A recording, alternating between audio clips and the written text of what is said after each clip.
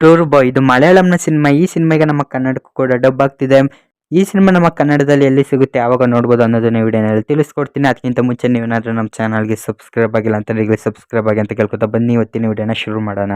ಈ cinema 2024 May 23ನೇ ತಾರೀಕರಂದು release ಆಗಿದ್ದು. ಇನ್ನು ಈ ಸಿನಿಮಾದ ಡೈರೆಕ್ಟರ್ ಬಂದು ವೈಶಾಖ್ ಅವರು ಈ ಸಿನಿಮಾನ ಡೈರೆಕ್ಟ್ ಮಾಡಿದ್ದಾರೆ. ಇನ್ನು ಈ ಸಿನಿಮಾದ ಬಡ್ಜೆಟ್ ಬಂದು 70 ಕೋಟಿ, ಕಲೆಕ್ಷನ್ ಕೂಡ 70 ಕೋಟಿ.